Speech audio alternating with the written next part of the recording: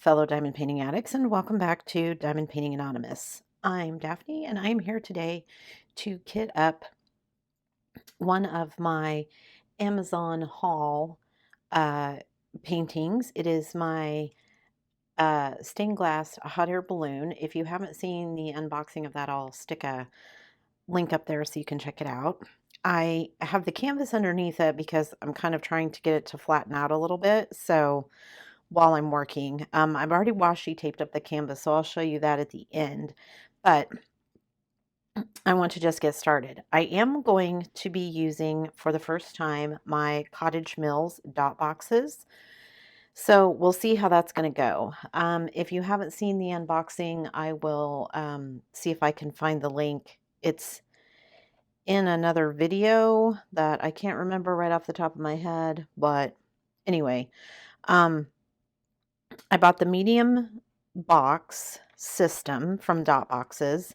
So I have it here. Now, I already know that I am not going to be using the medium longs. Pretty sure I'm not going to be using the smalls.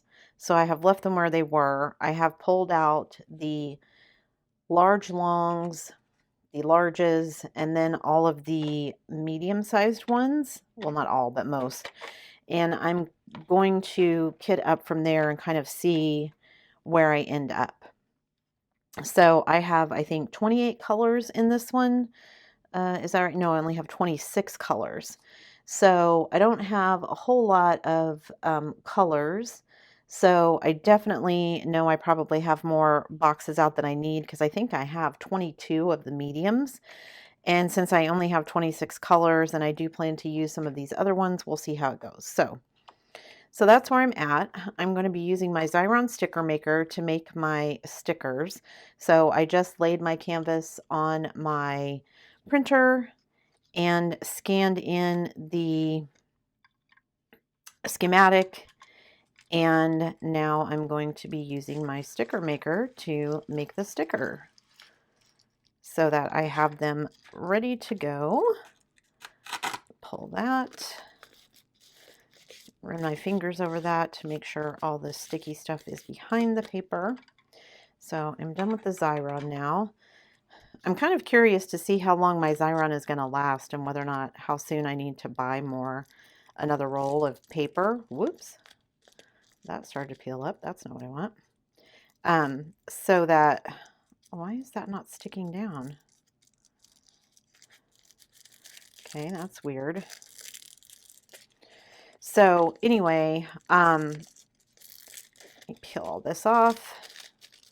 That can go in the trash.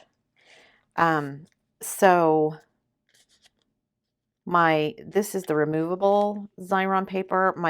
It came with the permanent, which I guess I could do the washi tape thing again where I put that on top, but that's really, I don't want to do that. It took too many extra steps. So let me cut off the extra here that I don't need. And then I can just cut all of these so I am ready to go. And I've got extra room on both sides so I can cut all the way through the sticker, and then I still have something to hang on to peel it off. So it's nice if I can do this with my cutting machine. It actually it cuts nicer, so it's less physical work for me, but it just takes so much longer to do it that way. To get everything set up on my cutting machine and everything. So it's just easier and faster to do it this way. If I did more kind of kitting ups, where if I was doing like multiple kit ups at once or something, it might be worth it to go through all that trouble to set it up, but usually it isn't. And when I first started diamond painting, that's what I thought I would be doing, but you know, if I was Diamond Art Club and I was making a whole bunch of them for one kit and it was all the same, then it would be worth setting it up because I'd be cutting it over and over and over again. I'm only doing one off, so usually it's not worth the trouble. Okay, so I'm almost done cutting these. Trying to keep it straight. because I would like my stickers to be straight. I should have waited to cut off that bottom piece until I get done. I always forget that. Okay, so I've got all my stickers cut now. So now all I need to do is start figuring out which containers I want to use and all of that stuff. So like for this one, I don't have very many drills, so I'm probably going to use one of these. I probably could get away with using the small ones. I mean, they definitely would fit in there, but I just feel like because it would be hard to kind of see the way that they sit, you can't really put the sticker on the top, at least the stickers that I'm using. So I'm just going to leave them for now, and I'm just going to use the smallest ones. So this is number 1. So I'm just going to put it across the top of the container here. Open this up, and then I can open this and hopefully just pour them straight in. Hopefully I'm not going to run into a lot of static today. Although these don't seem to want to come out, so get all of them. There's one more in there. Okay, and you can see one kind of hopped into the lid, so that's something that I'm going to be watching as I'm working with these, kind of how I want to do these. And then I'm going to leave these out for a minute because I don't know how I want to stack them up in here either. If I end up not having very many, like I might have a bottom row of these that doesn't have drills in it, so all of my stickers can be on the top, or all of my drills can be on the top row. So I'm going to set that aside for now. This one doesn't have very many drills either, so again, I'm going to use the medium box. This is number 2. So let me, whoops, forgot what I'm doing already. Okay, so this is number 2. Now there is like a little indentation, so I guess it's, yeah, there's a little inset area right here. So if I had made the stickers to kind of fit in the inset, mine are hanging a little bit over, which is okay, but maybe for you, you want to do it a little bit differently.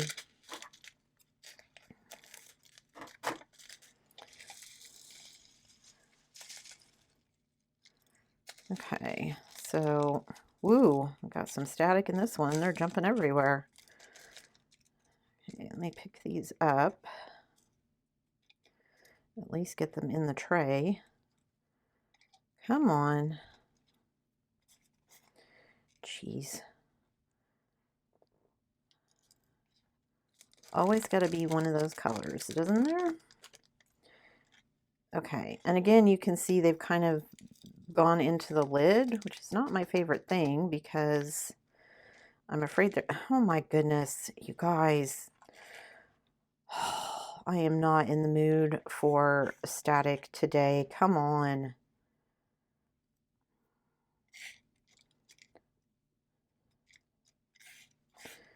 Jeez Louise.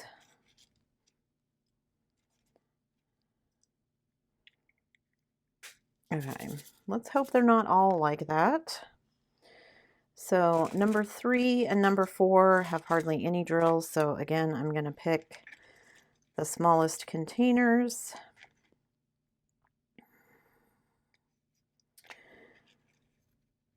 So to kind of get my mind off of all of this static that I may or may not be dealing with, I wanted to talk to you guys about something that was brought to my attention by a subscriber, and that is Tammy.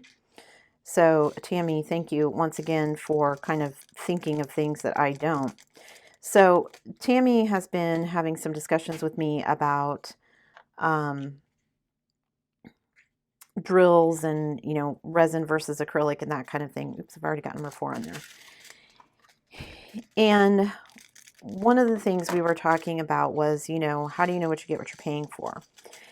In the context of resin versus acrylic. But then she also brought up that, you know, when we're doing kind of these more budget kits, that a lot of the companies,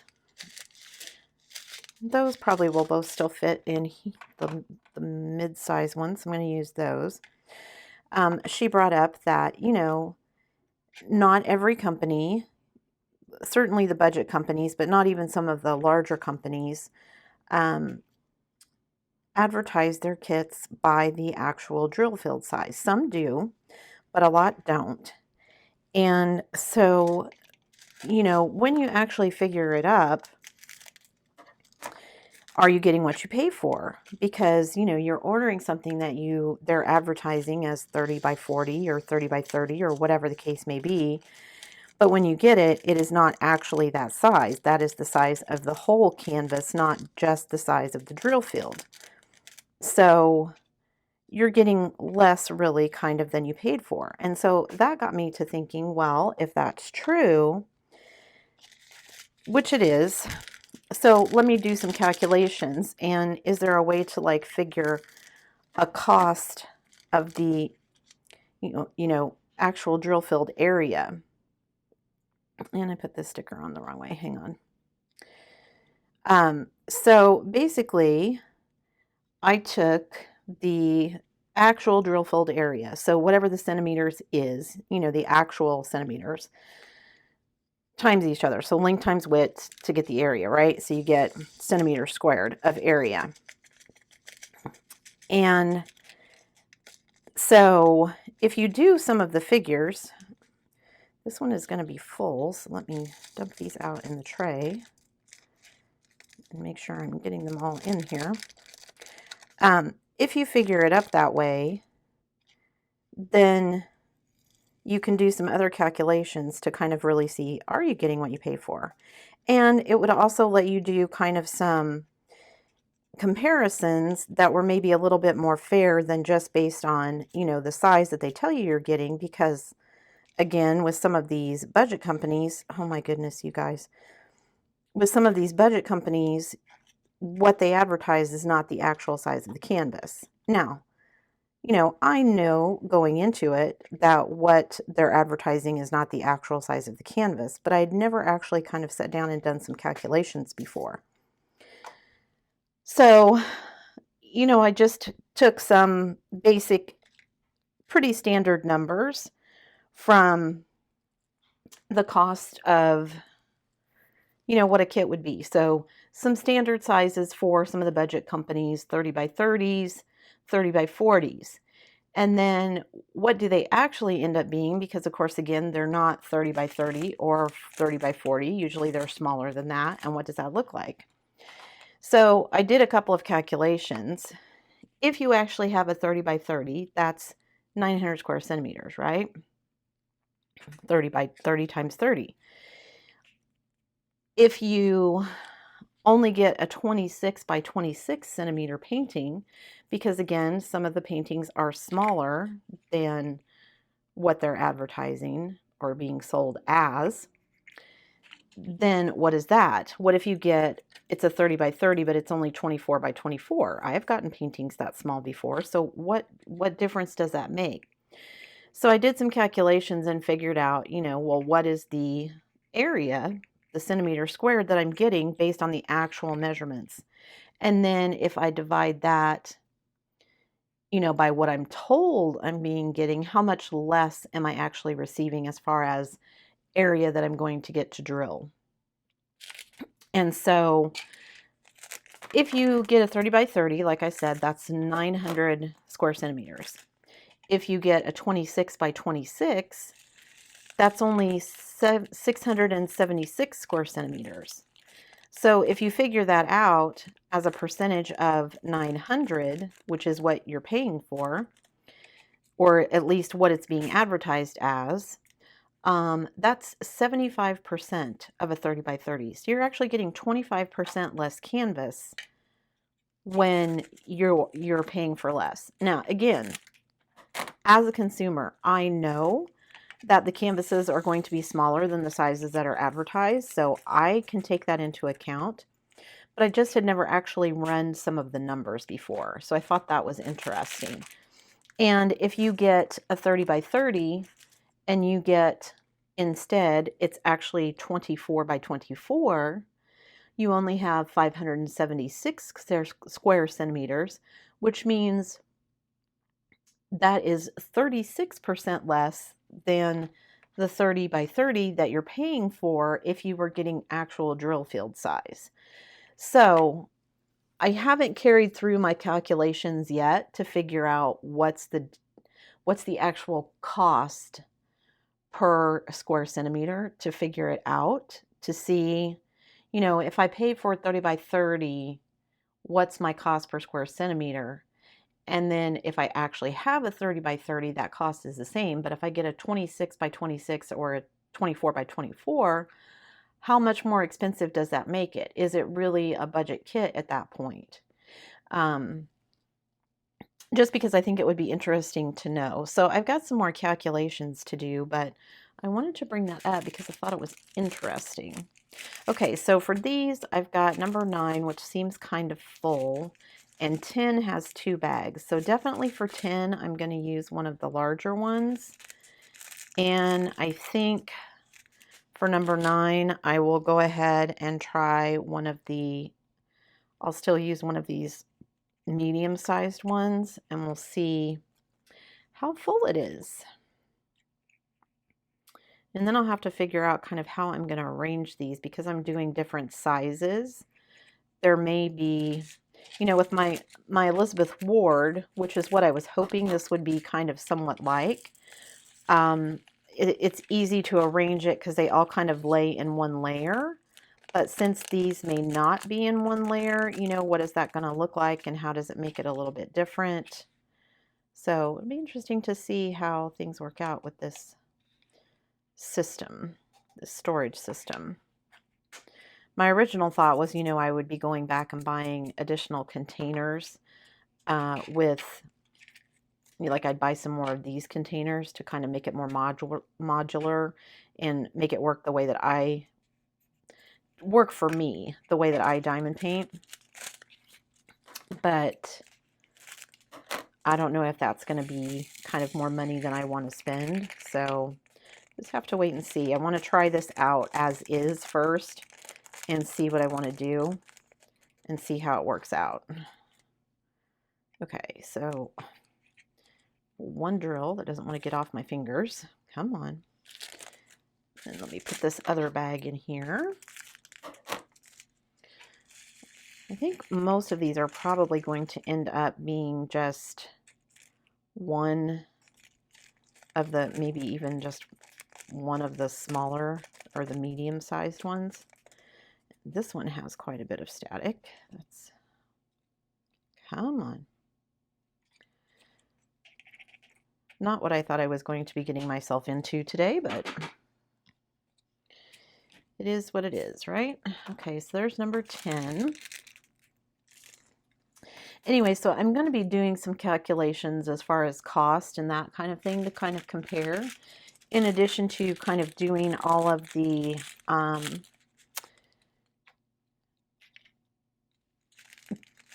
measurements and research that I'm still continuing on. Is there a way to kind of definitively and what's the word I'm looking for? It escapes me at the moment. Sorry, guys, my brain today. But a reliable way to tell whether or not you're getting resin or acrylic drills. And, you know, in the course of some conversations with people about resin versus acrylic, here's kind of what I've decided. And, you know, you're free to have a different opinion, but here's kind of where I stand on the whole thing. I personally, again, am what I term a equal opportunity diamond painter. I don't honestly really care whether a kit is round or square, as long as I like the image. I mean, I understand why people prefer squares, but for me personally, you know, given the differences between round and squares, squares being smaller, squares being slower because they're smaller, taking into account that, you know, squares look better because they kind of hide the whole background, all of that stuff. Taking all that into consideration, I still, as long as I like the image, it doesn't matter to me. I don't have a preference one way or the other. I think that my Diana, which was round, turned out just as good as if she was square. And again, you're free to disagree with me. If you think squares are the shiz and that's all you ever want to do, knock yourself out. Sure, diamond painting. I'm just not like that. And I think because that is not as important to me, I don't know. There are just things like that that are not that important to me. So all of that to say, the reason that I'm even bringing that up is because in the course of kind of talking with people about, square versus round, acrylic versus resin and all of that, I don't honestly really have a preference for resin versus acrylic either. Now, that could be because I'm kind of late to the diamond painting party and lots of people have been diamond painting for years already. And maybe, when I've got another couple of years under my belt, I will feel differently. But for right now, as long as the drills are good quality, I don't care whether they're resin or acrylic. Other than I would like to know if they are resin or acrylic simply because people charge more for resin. Now, I have read that that is because resin is more expensive to manufacture. I honestly don't know if that's true or not anymore. I've also read that, part of the reason people preferred resin was because they were such better quality. They were shinier, and so they looked better. But, I've also been told that people prefer squares because they're more sparkly. And in doing my research, for this whole thing, I always thought they were more sparkly because they had more facets. And it actually turns out, at least from what I've read, that that's not true, that round drills actually have more facets. So, if the perception was that resin drills were shinier in the beginning, and maybe they were, as I said, I'm kind of late to the diamond painting party. So, maybe in the beginning when people first discovered diamond painting, that was the case. I don't think that's the case anymore. And from what I've read, let's see, those can probably all go in mediums. From what I've read, the diamond painting manufacturing process, the drill process, manufacturing process has greatly improved. So they are able to make better, tougher, shinier, more faceted acrylic drills than they used to be able to because the technology has improved over the years as diamond painting has kind of gotten more popular. So it appears, at least to me, that, while perhaps some of that was true in the beginning, it's not necessarily true anymore.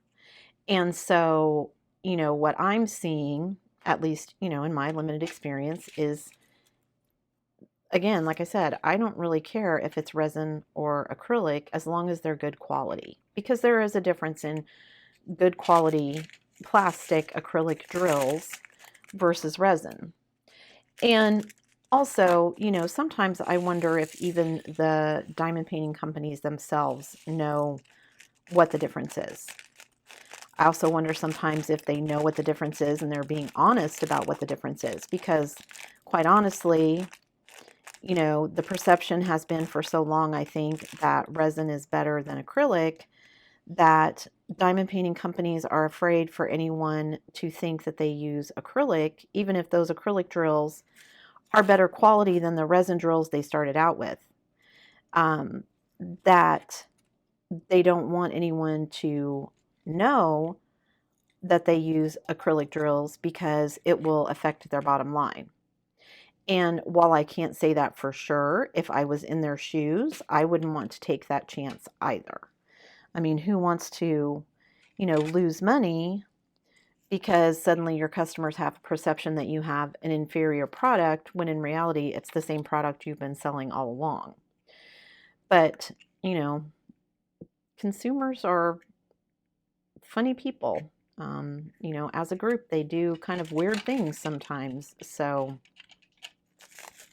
and it's not always things that make sense because again, you know, it could be that, and everybody seems to have their favorite companies, you know, that they kind of swear by. Oh, I love this company because these drills are always great, whatever. And, you know, maybe those drills are actually acrylic and you just have always thought they were resin. Or maybe they're resin and you didn't know that, you know, because again, I don't even know if some of these diamond painting companies know what they're selling. I mean, I would assume that they do, but you know, you know what they say about assume. So, okay, so for number 18, I have 2 bags of this. So that's definitely going to go in one of these bigger ones. And I only have 2 of these medium ones left. So I think I'm going to stop using those, and I think I'm going to be putting them in these big ones, even if maybe I don't need to, just to kind of make how I'm putting them in the storage a little bit easier. I'm going to have a think about that because I actually ended up using more of these smaller ones than I had anticipated. So now I'm kind of not sure how I want to put them in here so that they're workable when I'm actually diamond painting. Well, those weren't too bad. Let's hope these aren't. Whoa, helps if I get them in the box, in the container. Oh, those were a little more staticky than I was hoping for. Goodness.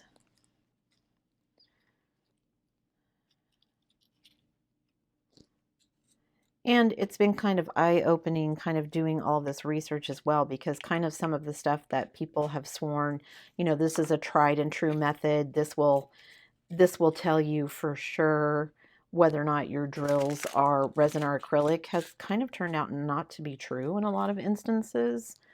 So yeah, it's been kind of crazy. I don't even know how I want to do this. I think they're going to get all kind of out of order, so I'm just going to stick them in here like that. And I think I'm just going to go ahead and use all the rest of these large ones, even though I don't really need to, because I know there's no way it's even going to come close to filling up this box with these small amount of drills, but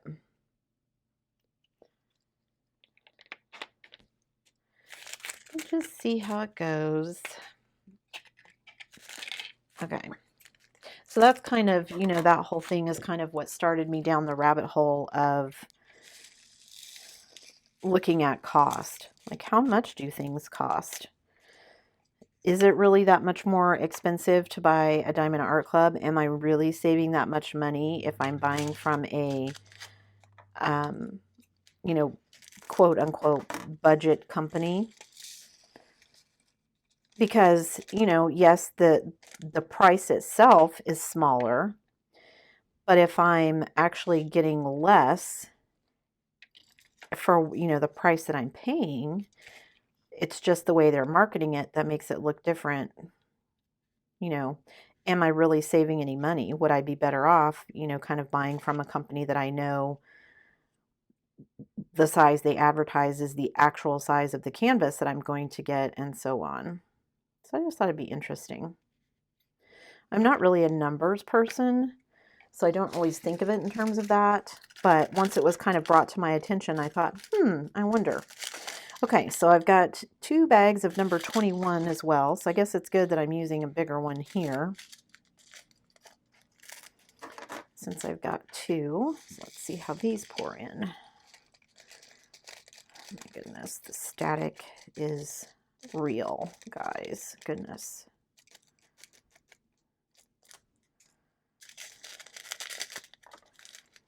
I am looking forward to this painting, though. I was trying to decide what video I wanted to do, and you know, I've done a lot of unboxings, and I have more unboxings that I'm going to be doing, but I just was like, I don't really want to do an unboxing today. I'm, in the middle of some big projects. So I didn't have like a quick kind of project that I could do. So, did I lose a drill somewhere? It sounded like one went flying, but now I don't see it. Okay. I'm going to ignore that for now because it doesn't appear that I lost one. Remember to open these first before I cut the bags, before I spill things everywhere. Okay, I gotta say, I do love the little dot things in that it kind of holds things in place, which is nice. So I am liking that part of it. Okay, so I have these two left, and I've got 4 colors left. So they're gonna go, I don't know if I'm gonna use these big containers. Maybe I will use these so they can be on the top. We'll see.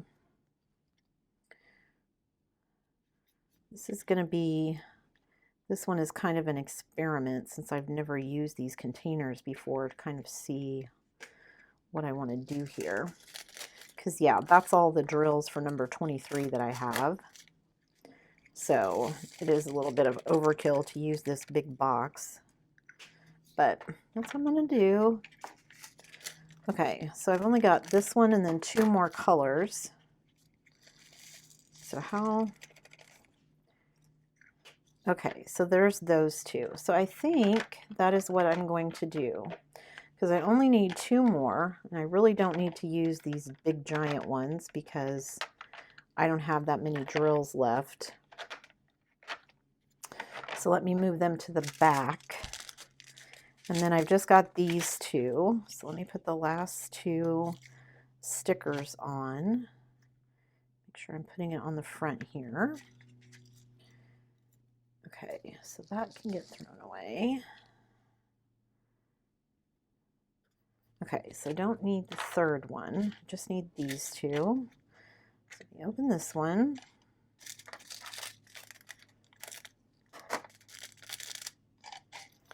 Again, this is going to be way more drills than I need, or this container is going to be way bigger than I need for this amount of drills. Okay, so there's that one. Now, there are quite a few of the white, so off-white. Let's see how they go in here. Okay, so that's pretty good. And of course, I lost one. You know what? It's okay. I'm not going to open it back up just to get that. Okay, let me get my trash out of here.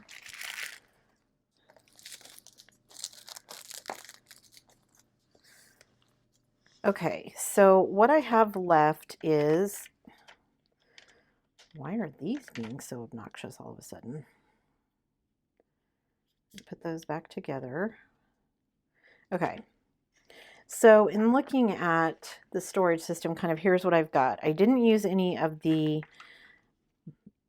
large longs, so I put those at the back. I didn't use this one because I don't have enough drills that I really need it. So I ended up using pretty much all of these, which is not what I thought I was going to do, but however, that means that I'm going to end up having 2 layers, which is also not what I wanted. So I think what I'm going to do is I'm going to put these empty ones kind of here on the bottom. Kind of get them to sit down where they go. And then I think I'm going to take this one.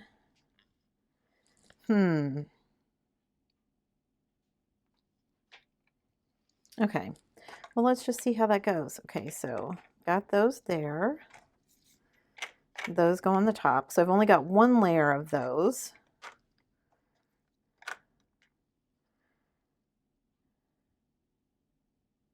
So I could move this one down here to do that the same as well.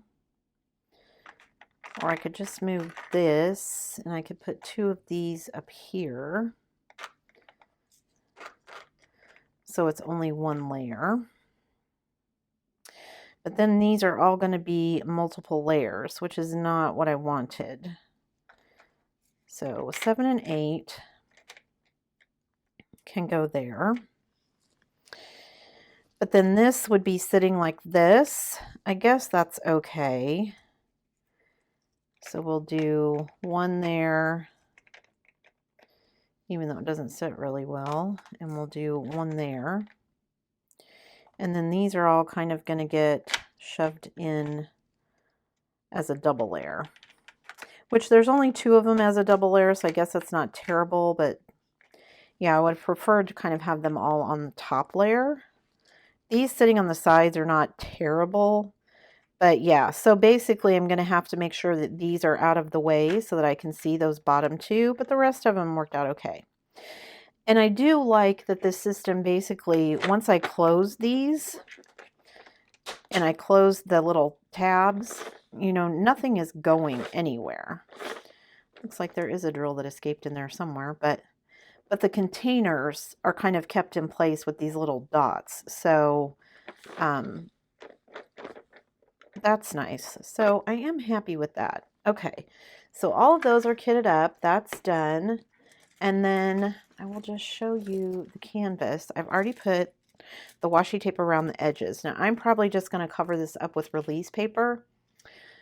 I am, however, going to kind of lay it under some books overnight or for the next couple of days before I actually start working on it, just because it hasn't flattened out as much as I would like. So, but other than the release papers and kind of being more flat, it is kitted up and ready to go so that I can start my next painting. So there you go, guys. Thanks for hanging out with me while I finished up kitting up my next project. If you like this video, before you leave, don't forget to do all the things. Give it a thumbs up, hit that subscribe button if you haven't already, and hit that bell notification icon so that you can be informed of future uploads. And as always, thanks for watching.